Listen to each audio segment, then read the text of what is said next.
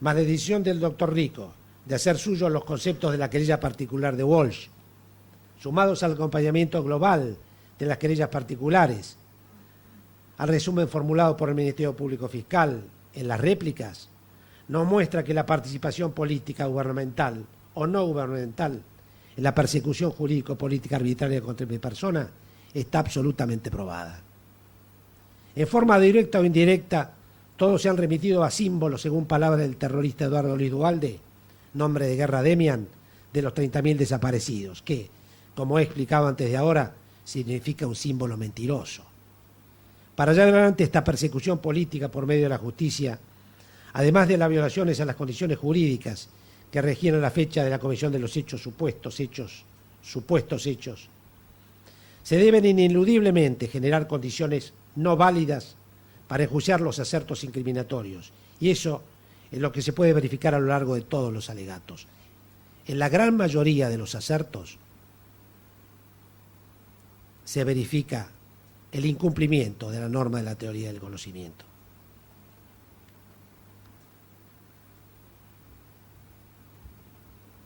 Yo volveré sobre el tema, pero lo dejo presente, con la finalidad de que quede plasmado que negar la existencia de guerra, cuando la sentencia en causa 13 lo define así, es clarísimo concepto inexacto, artilugio o subterfugio, con el propósito de intentar confundir al excelentísimo tribunal a ese respecto en mi contra. Relacionado con cualquiera de las teorías básicas de la concepción de guerra, occidental, comunista, por ejemplo, cuyas consecuencias entiendo son por las que se me están juzgando, es imposible que la política no esté presente desde el mismo momento del inicio del debate.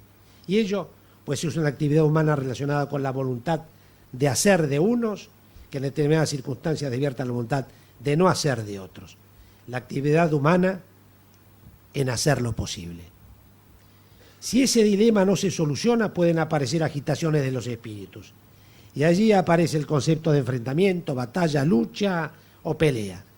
Sinónimos que independientemente tienen un uso específico para cada tarea. Considerando, por ejemplo, sí es bueno decir combate entre boxeadores, pero no guerra entre boxeadores. Al aparecer la guerra, aparecen las leyes de la guerra. Y por ello la imprescindible necesidad de la acusación de negar la existencia de una guerra, ya que, respetuosamente, señores jueces, no se puede juzgar una guerra y a sus consecuencias con el derecho penal común.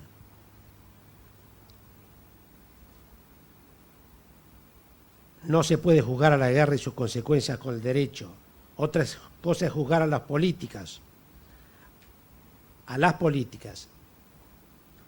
los que desataron la guerra también, a los políticos y sus consecuencias con el derecho.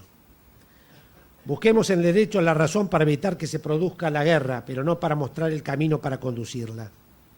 La conducción de la guerra tiene una simiente política ineludible, y dicha simiente, en cuanto a consecuencias no deseadas o fuera de proporcionalidad y razonabilidad, es sujeto de derecho específico. Así creo yo. Creo, señores jueces, que la justicia no quiso o no pudo hacer para evitar que en el 73 se desataran los demiurgos de la guerra civil que nos envolvió. Espero, señores jueces, que estos juicios, especialmente con relación a los hombres de baja jerarquía, hasta con cargos no específicos, no sean razón de justificación del por qué la justicia no quiso o no pudo hacer lo que me parece debía hacer en 1973, a partir del 25 de marzo. Como vemos a diario, incluso por estos juicios, esa guerra todavía no terminó. Estos tres últimos conceptos me fueron explicados, me fueron ampliados por el doctor Isidoro Ventura Mayoral. Leeré algunas definiciones, un glosario que espero sientan las bases para la comprensión de las citas que agregaré a continuación como definitorias, más allá de la vigencia de la sentencia de la causa 13, de que he participado como combatiente y en una guerra civil que antes definiera.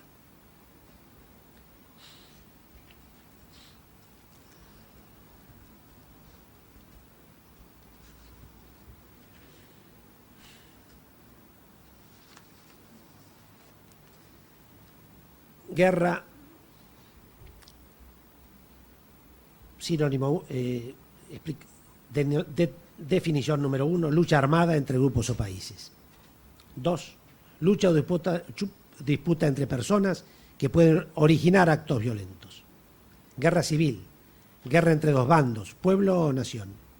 Guerra fría, estado de las relaciones entre dos países que se caracteriza por una constante hostilidad. Guerra revolucionaria, doctrina encaminada a explotar las contradicciones internas de un adversario con el fin de asegurarse el control de su población. Guerra subversiva, acción concertada contra los poderes públicos de un Estado con el fin de paralizar su funcionamiento. Diccionario Pequeño Larousse Ilustrado del 2008. Guerra, conflicto armado entre estados soberanos o entre fracciones de un mismo estado con destrucción sistemática de los combatientes y de las propiedades y recursos, y la finalidad de imponer ciertas condiciones al vencido. Guerra civil es el conflicto armado entre facciones rivales de una misma comunidad o estado.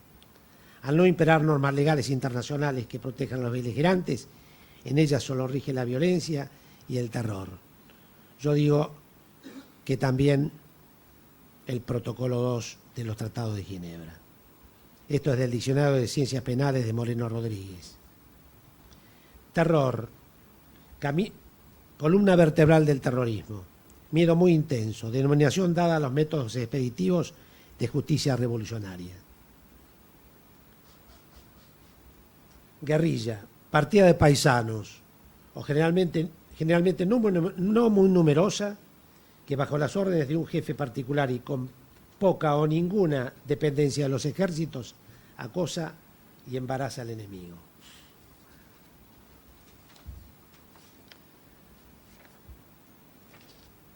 Combatiente, que combate. Persona que toma parte directa en un combate, una guerra o una riña. Expresión relacionada, personal militar que no toma parte activa en el combate.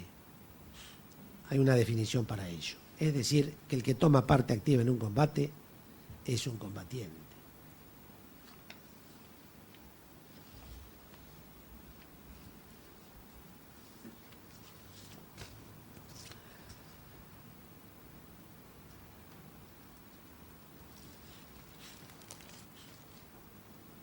Teniendo en cuenta entonces, señor presidente, estas expresiones, estas definiciones, cito: la guerra es un mundo que contrasta con las ideas que recibimos, requiere de especialistas y en la guerra civil los bandos normalmente se conforman con esenciales, o sea, con combatientes que son manejados por el odio, lo que les despierta una pasión de tal intensidad, por ejemplo, lo relatado por el Che Guevara.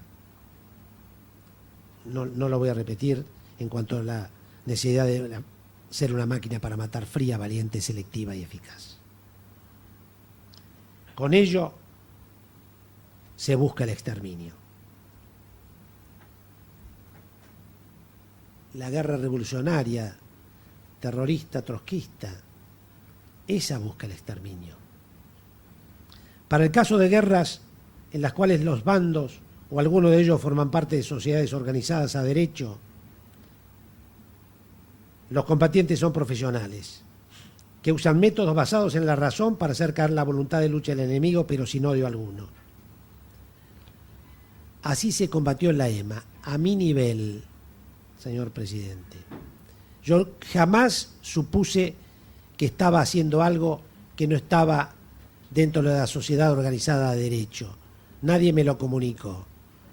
Los planes en vigor, cuyas referencias ustedes conocen y que solamente conocen del comandante de operaciones navales, porque del comandante de la Fuerza de Tareas ni idea, del comandante del Grupo de Tareas ni idea, de las instrucciones y procedimientos operativos normales he hecho algunas referencias, pero es imposible que la unidad de tareas 332 conociera que se estaba burlando el derecho.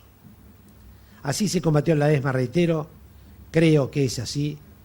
Esta es una definición de sus combatientes en función de la metodología de la guerra civil revolucionaria terrorista trotskista que el enemigo eligió para el enfrentamiento con otros terroristas.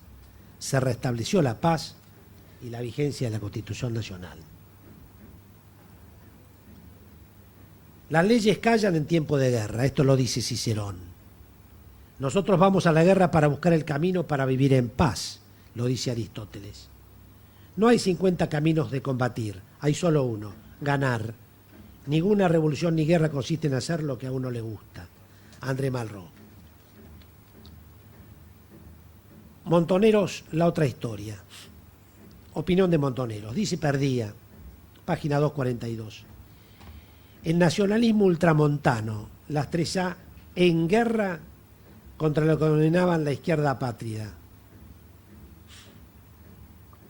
En medio de las razones ideológicas y políticas, una verdadera ley del talión incentivó y multiplicó este despiadado ascenso de los extremos.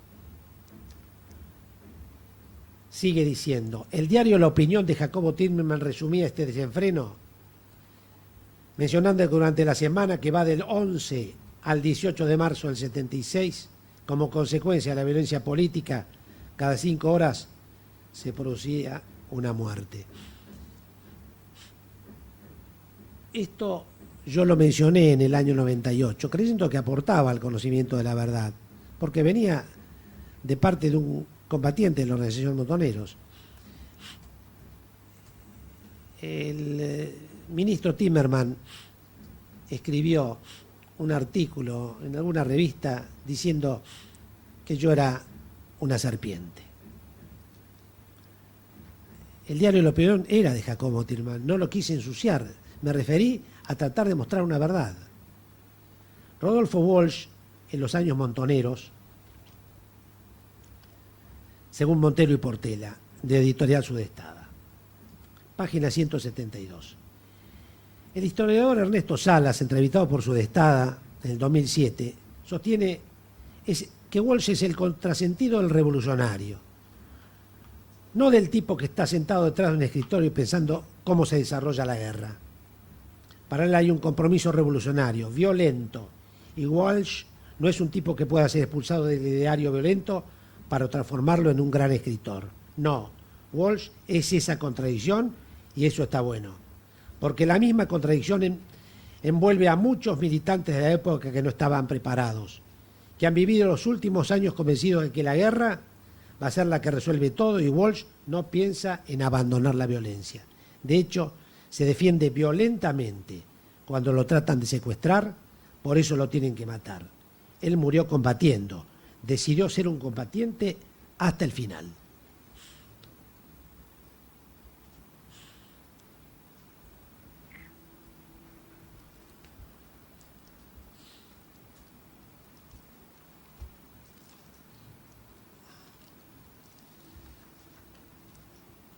Estoy sacando la carátula del informe que he preparado sobre las conclusiones por las cuales digo que es terrorista, que ha sido terrorista Nilda Celia Garré, nombre de guerra Teresa. Si se pudiera publicar, proyectar, creo que es más grande. Muchas gracias.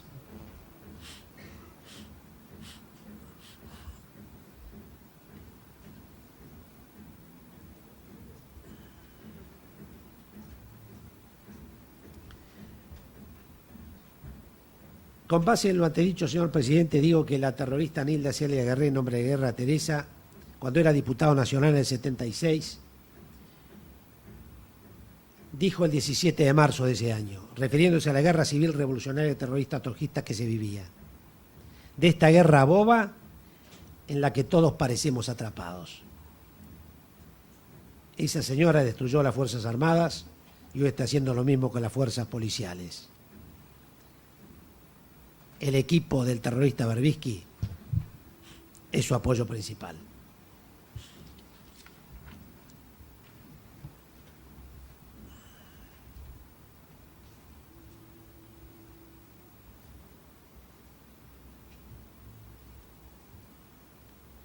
No sé si puedo continuar.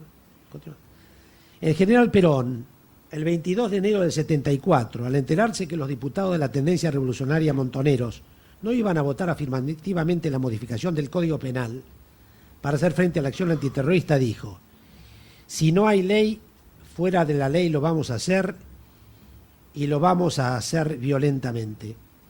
Ese momento fue decisorio y los que estaban en el Congreso, así como los que estábamos afuera, sabíamos muy bien de lo que estaba sucediendo y lo que se venía. La guerra civil. Y la guerra civil no tiene declaración de guerra por parte de nadie, simplemente se desata. Documentos de Roberto Baschetti.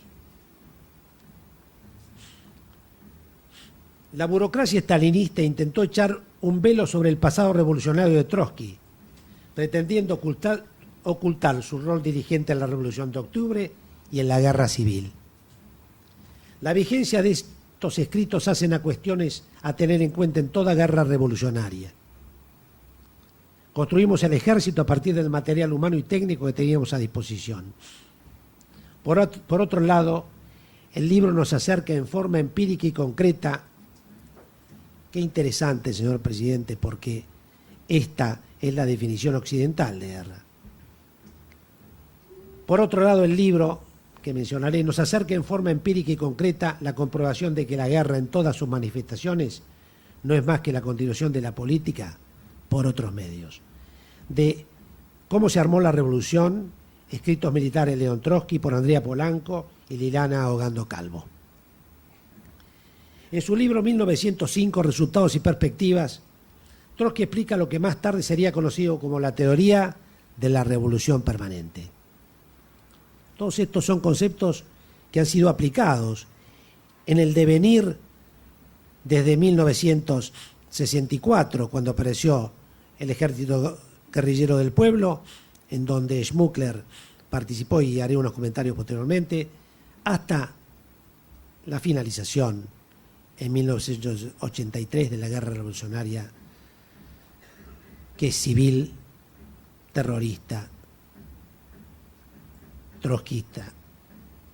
Lenin, de la guerra civil, de la victoria de la lucha de clase, dijo explícitamente: nuestra tarea solo estará correctamente cumplida con la transformación de la guerra imperialista en guerra civil, del socialismo y la guerra.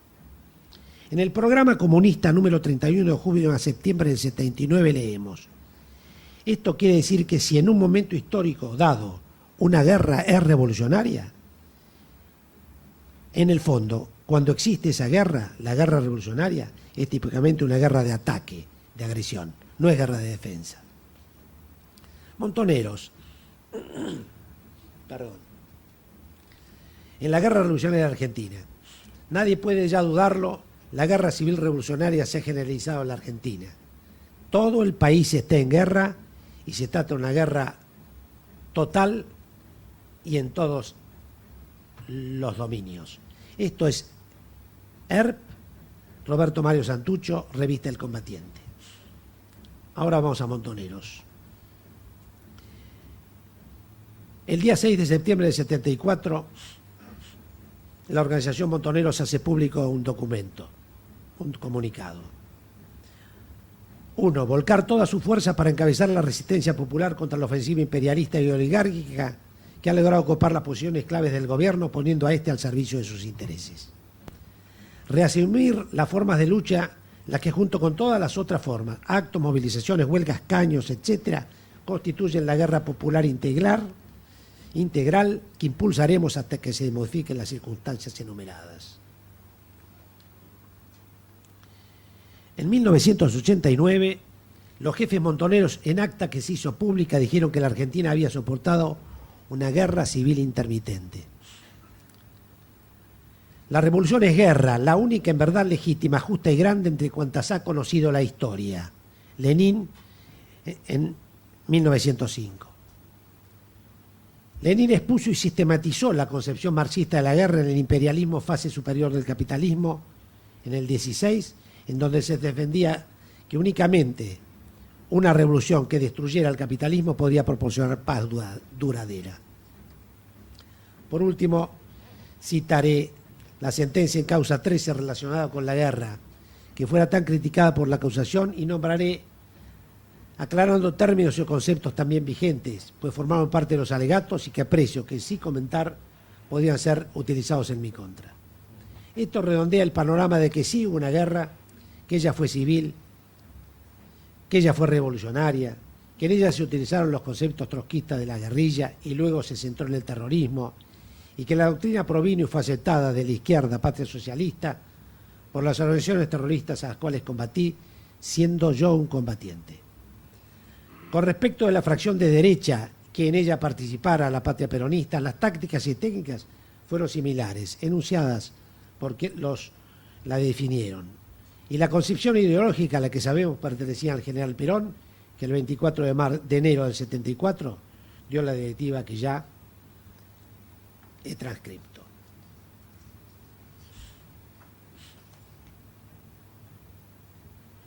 A los múltiples la sentencia. A los múltiples antecedentes acopiados en este proceso y a las características que asumió el terrorismo en la República Argentina, cabe concluir que, dentro de los criterios de clasificación expuestos, el fenómeno se correspondió con el concepto de guerra revolucionaria. Algunos de los hechos de esa guerra interna habrían justificado la aplicación de la pena de muerte contemplada en el Código de Justicia Militar. No hay entonces delincuentes políticos, sino enemigos de guerra, pues ambas partes son bélicamente iguales. Como se desprende de lo hasta aquí expresado, debemos admitir que en nuestro país sí hubo una guerra interna, iniciada por las organizaciones terroristas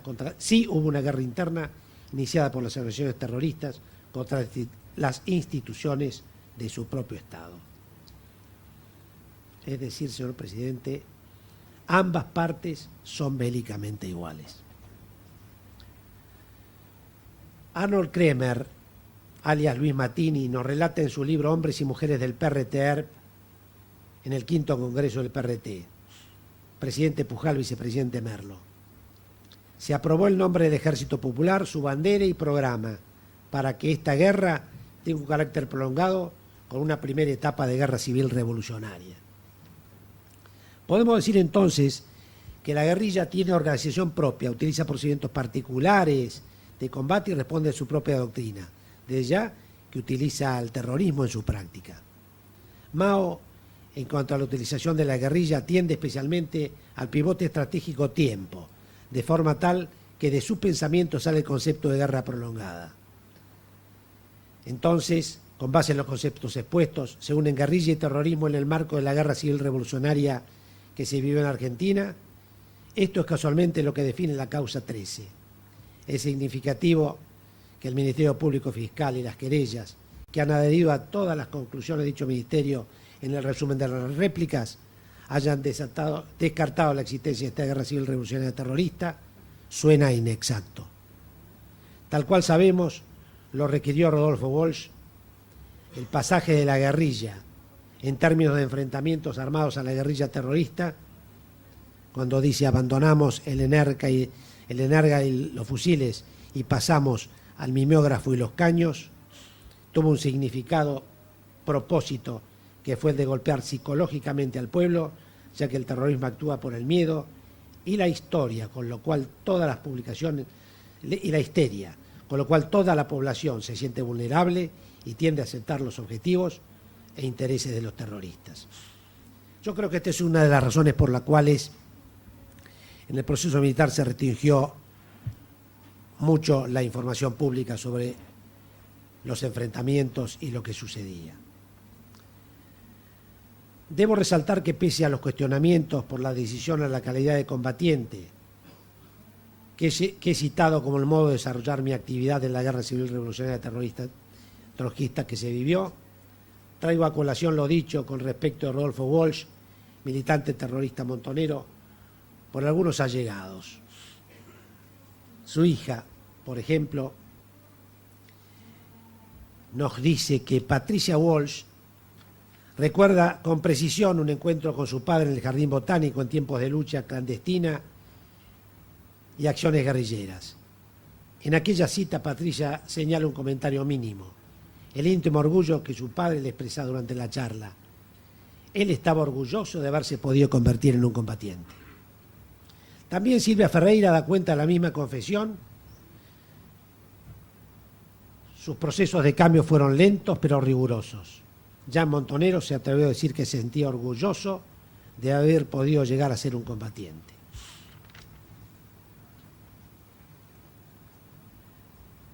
Walsh le dice a Paco Urondo en una carta: el partido montonero con motivo del traslado de Buenos Aires de capital a Mendoza. El partido montonero te señaló nuevos puestos de combate. Su amigo ya pertenecía a un pasado doloroso. Evidentemente, puestos de combate significa combatiente. Finalizando el capítulo La Guerra, en el libro 1982 de Joffre,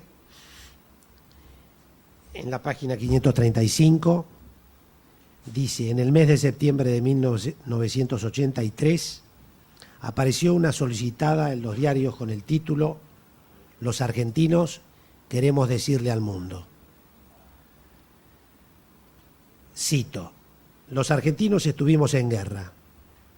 Todos la vivimos y la sufrimos. Queremos que el mundo sepa que la decisión de entrar en la lucha la provocó e impuso la subversión. No fue privativa de las Fuerzas Armadas. Fue una decisión de argentinos. Todos, absolutamente todos los hombres de buena voluntad que habitan el suelo argentino, pedimos en su momento a las Fuerzas Armadas que entraran en guerra para ganar la paz. A costa de cualquier sacrificio, puntos suspensivos. Y tal como cualquier otra guerra, la nuestra también tuvo su precio, porque en ella hubo muertos y desaparecidos. Argentinos que cumplían con su deber, puntos suspensivos. Y murieron también muchos de aquellos que pretendieron imponernos ideologías extremistas y un sistema de vida totalmente ajeno a nuestro sentir nacional. Ese fue el precio de la guerra. Las instituciones que abajo firmamos queremos refrendar de esta manera nuestro apoyo a aquella dolorosa pero imprescindible decisión. Asociación de Bancos Argentinos, Asociación de Industriales Metalúrgicos, Asociación Internacional del Club de Leones, Bolsa de Cereales de Buenos Aires, Bolsa de Comercio de Buenos Aires, Cámara Argentina de Editores de Libros, Cámara Argentina de Anunciantes, Cámara Argentina de Comercio, Cámara Argentina de la Construcción, Cámara de Comercio, Industria y Producción de la República, Centro Argentino de Ingenieros, Consejo Empresario Argentino, Consejo Publicitario Argentino, Liga Argentina de Lucha contra el Cáncer, Liga de Madres de Familia, Rotary Club de Buenos Aires, y continúan más de 100 firmas.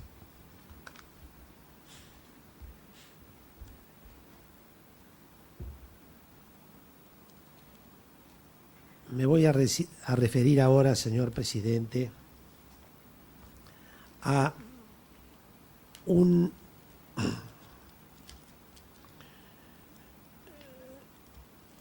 suceso que tuvo que ver con la Guerra Fría, con la primera etapa de ellas, las guerras contra el colonialismo. Me voy a referir a una de África, y que fue traída a estos estrados más bien y con mucha precisión por los visitantes de Francia. ¿Podríamos publicar o proyectar esto?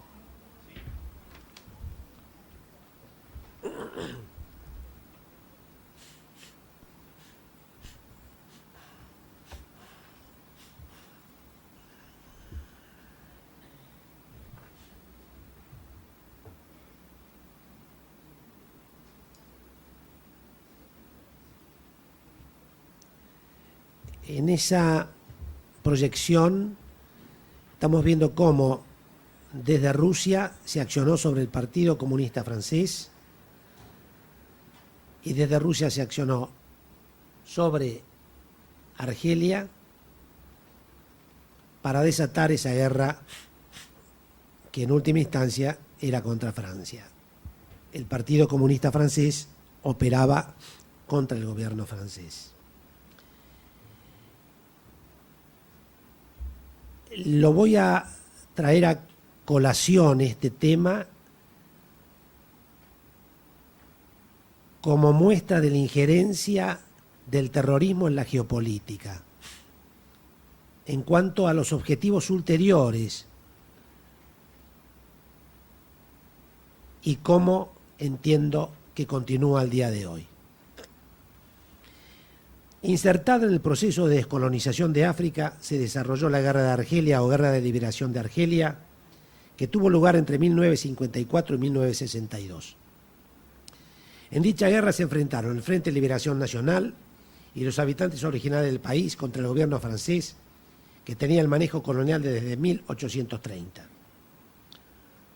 Muchos soldados argelinos que combatieron en Indochina comenzaron a requerir la independencia. También muchos de aquellos que habían participado por la liberación de Francia. La guerra se llevó a cabo con la metodología de guerra revolucionaria.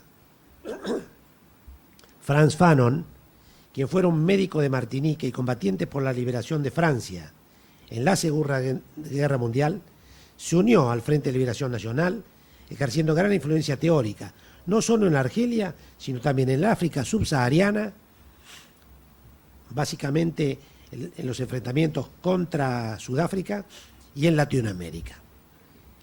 La estrategia del Frente de Liberación Nacional combinó las tácticas guerrilleras de Abd al-Qadir con el uso indiscriminado del terrorismo. Las tácticas del Frente de Liberación Argelino sorprendieron a las fuerzas francesas mejor preparadas. El miedo se generalizó por todo el país de la mano del terrorismo indiscriminado, y ello dio surgimiento al antiterrorismo y sus técnicas y tácticas, las que incluían ataques colectivos, interrogatorios selectivos, uso de la tortura, etc., lo que dio por resultado una violencia generalizada. De ambos lados se usaron nuevos procedimientos. Así, a partir del 56 se profundizó el conflicto, que se extendió a Francia en cuanto al accionar político-jurídico. Es indudable que Rusia incidía directamente en el apoyo del Frente de Liberación Nacional y del Partido Comunista Francés.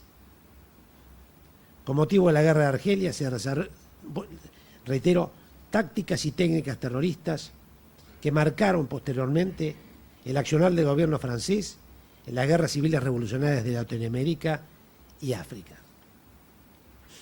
Debe recordarse que el Partido Comunista Francés contrató, este es un solo ejemplo de la metodología revolucionaria de Rusia, a un miembro del Partido Comunista Argentino, que era obrero metalúrgico, de Remedios de Calada, Argentina, se llama Roberto Muñiz.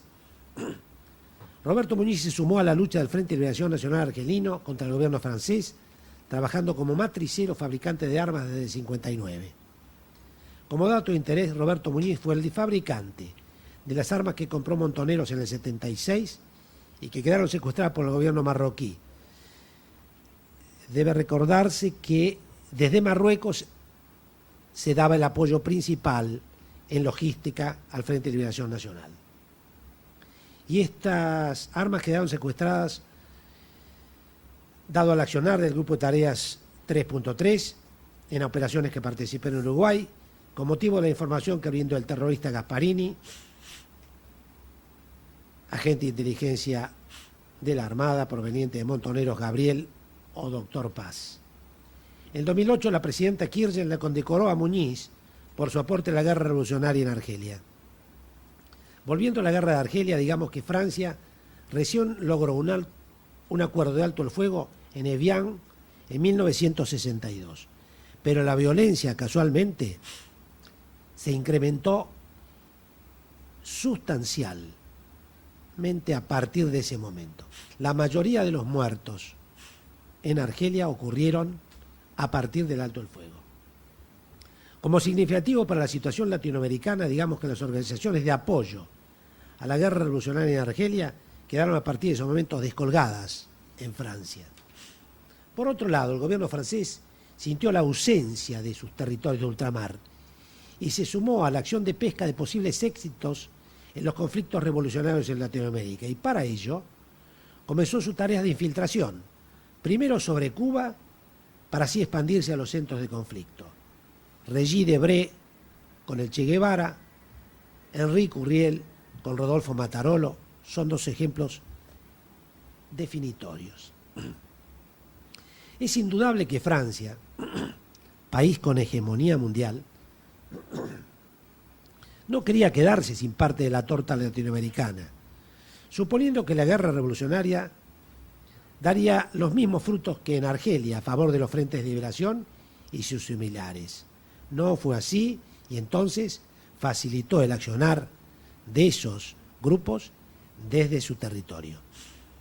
Francia, Rusia, Estados Unidos y China, al menos en forma directa y o indirecta, intentaron participar para el logro de sus intereses en la guerra revolucionaria terrorista trotskista que se vivió en la Argentina.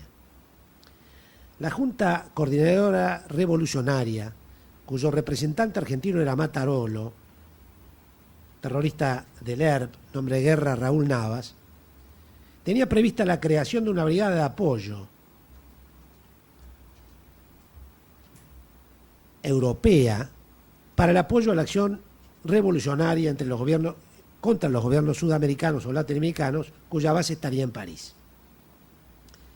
El contacto basado en la organización francesa Solidarité, con apoyo de Terre d'Asile o Tierra de Asilo, que había operado en el conflicto argelino, era el judío egipcio, miembro del Partido Comunista y agente de la DST, que es la Dirección de Vigilancia de los Territorios Franceses, Enrique Urriel.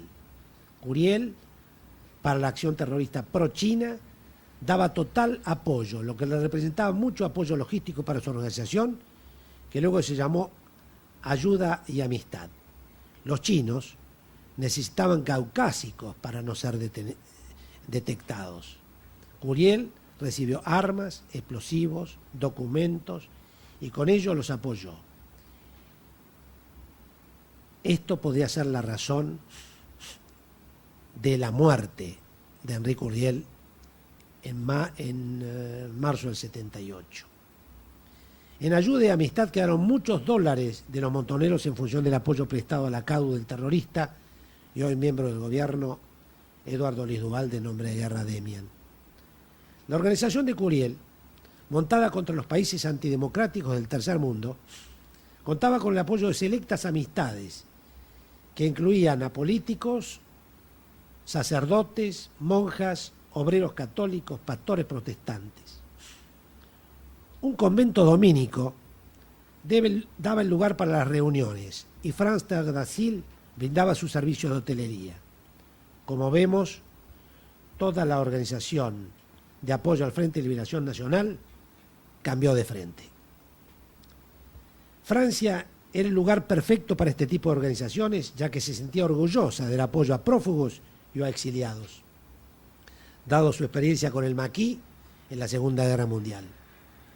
La condición impuesta por el gobierno francés era que no debían meterse en los asuntos internos de Francia. Es una historia de Francia. París no. Y así los autorizaban a operar contra sus nacionales. Esto sucedió con los argentinos allí residentes y miembros de las organizaciones terroristas argentinos. Uno de ellos, quizás la más audaz, temeraria y poderosa del mundo, al decir de un conocedor del sistema internacional terrorista. Me refiero a Montoneros. Como hemos visto, las primeras y más importantes infiltraciones francesas fueron sobre el accionar de Cuba y el Che Guevara, de Bray y Curiel, o sea, sobre el esquema marxista-leninista trotskista, llamado luego guevarista por excelencia. No olvidemos la propuesta que lanzó Cuba en el 66 en la Tricontinental, o sea, para las potencias caucásicas, la esperanza de la vuelta a África y a Asia a costa de los latinoamericanos. La concepción vanguardista del Che Guevara de por medio. Digamos que la mayoría de los muertos en Argelia, como dijimos, se produjeron por la venganza y el odio después del alto el fuego. Francia llegó a comprometer aproximadamente 500.000 efectivos en esa guerra revolucionaria, guerrillera y luego terrorista, sumamente innovativa, y base para las conclusiones de Rodolfo Walsh del 2 de enero del 77 que ya mencioné. Dejamos el Energa y el FAL, pasamos al mimeógrafo y los caños. dejar la guerrilla que estaba combinada con el terrorismo y asentar el terrorismo. Como hemos visto, la lección de la guerra de Argelia, franceses contra argelinos, sirvió para las tácticas y técnicas del terrorismo y del antiterrorismo.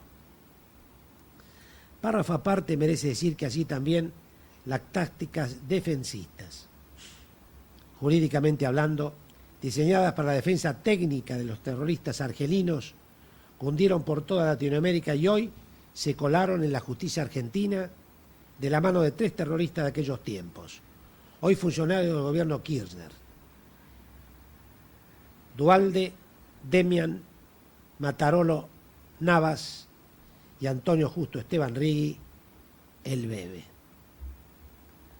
Al respecto tengo, señor presidente, algo que va a ir, si Dios quiere, al Facebook, que son las carátulas de estos 3 señores, a qué organizaciones pertenecían, etcétera. Si podemos publicarlas.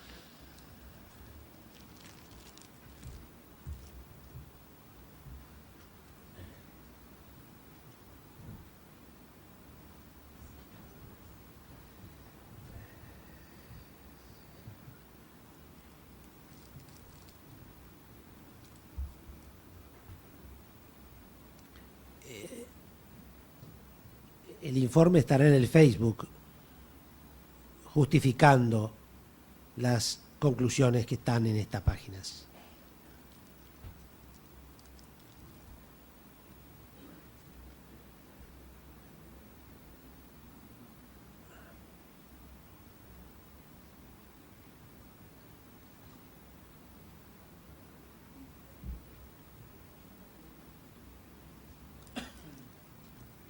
¿Puedo quizá ir adelantando un poco, señor presidente?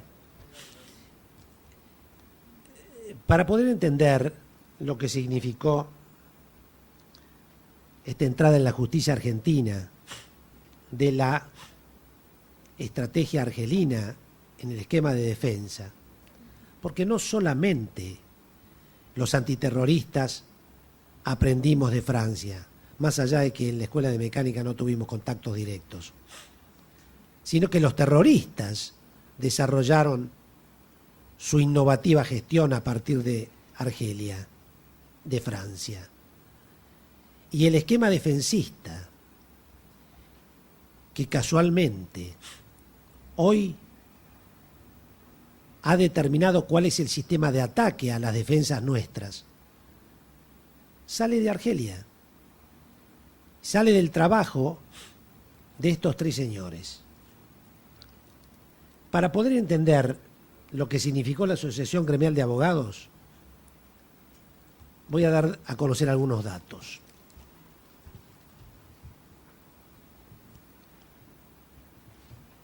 Ellos tienen que ver sobre la acción de manipulación y la implementación de las tácticas y técnicas contra la posibilidad de que yo sea juzgado con base en los principios del derecho vigentes en la Constitución Nacional al momento de la comisión de los supuestos hechos. Toda esa modificación fue implementada con base en el asesoramiento importante, quizá no los únicos de estos 3 señores ya denunciados por Gasparini. En los años 70, una importante cantidad de abogados pertenecientes a un fuerte esquema de politización se dedicaron a la defensa de los allí llamados por ellos presos políticos y sociales, que no son los presos políticos de hoy. Esa labor de defensa se concretó dentro de un fuerte ambiente de radicalización que conllevó un apoyo activo a la simiente de la guerra civil revolucionaria que se cernía sobre el país. La labor defensista del derecho tiene profunda raigambre en el país, pero la misma en su relación con la política echó a andar a partir de los trágicos hechos de 1918. Hasta el 55, prácticamente toda esa tarea era hegemonizada por la Liga Argentina por los Derechos del Hombre, la que habiendo sido conformada durante los últimos años de la década del 30 se mantuvo vigente de la mano del Partido Comunista Argentino y en la oposición progresista y de izquierda al gobierno de Perón. Esa tarea defensista, como la manda la praxis marxista-tosquista, tenía su difusión mediante pasquines, el solidario, el boletín informativo, mediante hojas mimeografiadas.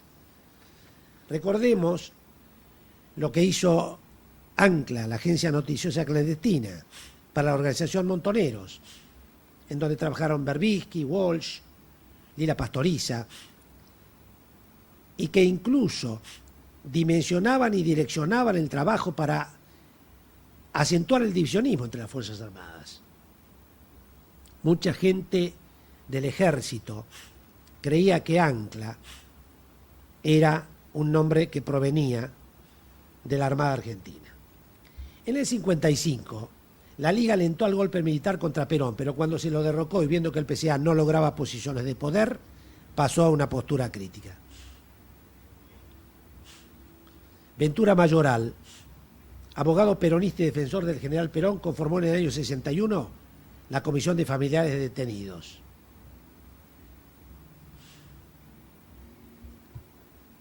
Había abogados peronistas o no peronistas. Estaban Torres, Bustofierro, Hidalgo, Moner Sanz.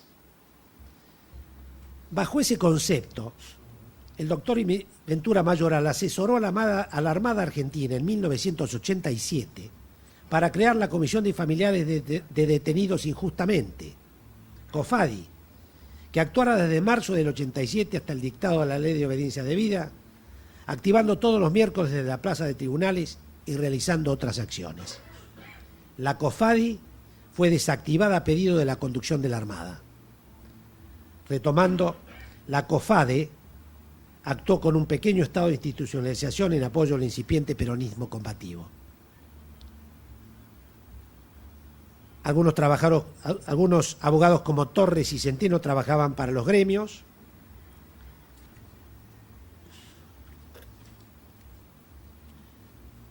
Por favor, ruego prestemos atención. Torres toma como ayudantes a dos jóvenes abogados recientemente integrados en el peronismo que era combativo, y me refiero a quien fuera el terrorista, Rodolfo Ortega Peña, y al terrorista y al servicio del gobierno, Eduardo Luis Duhalde. Ese ingreso de los jóvenes abogados de entonces, Ortega y Peña y Duhalde, a un ámbito defensista radicalizado, no debía llamar la atención, ya que muchos estudiantes de Derecho de entonces cuestionaban la línea académica vigente. Dentro de dicho contexto ingresaron a la COFADE o al cuerpo jurídico en apoyo de la Revolución Cubana, de la Liga Argentina de los Derechos del Hombre, Kestelboim, Smoliansky, Rabey, Martín, Galín, Jacob, Cárcova, González Garland, que lo hacían desde la actividad privada, que en definitiva eran oficinas montadas por las organizaciones terroristas.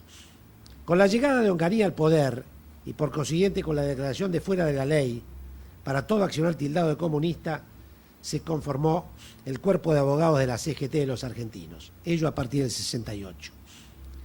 Ortigosa Antón, representante legal de la Federación Gráfico Bonaerense, gremio de Raimundo Ongaro, convocó un importante número de profesionales.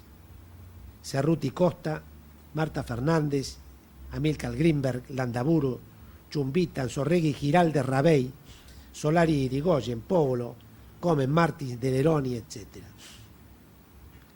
Al analizar estos nombres, podemos verificar la orientación frentista de la CGT y, por ende, la potencia política opositora que enfrentaba al gobierno de Onganía y al Poder Judicial de aquel entonces.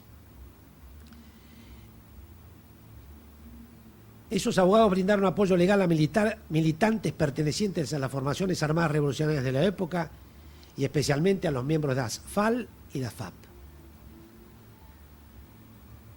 más que de una tarea legal defensista, empezaron a organizar acciones ofensivas, activismo en lo laboral, social y político.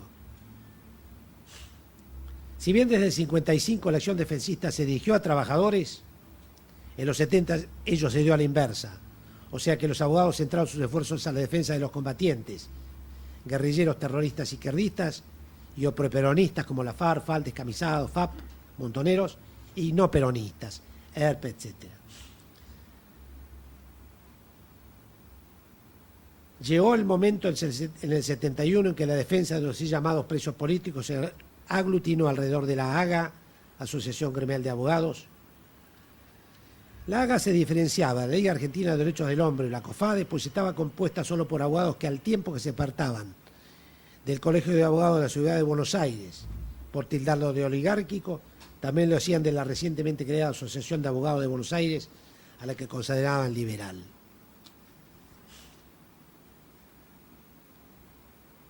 Concretando, la AGA se constituyó con abogados vinculados a la izquierda revolucionaria y con los identificados con peronismo de izquierda y o sus organizaciones armadas. Por ejemplo, con la izquierda revolucionaria se encontraban alineados Teitelman, Taratuto, Corco, Gayaco, Cito, Lima, y en esto ERP y PCML, línea rusa, línea prochina, eran los más abastecidos.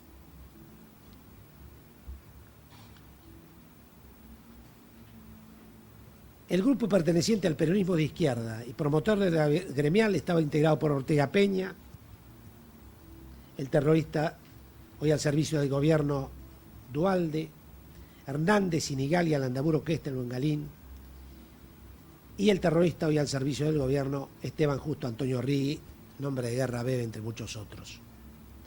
Casi sin relación alguna con la asociación,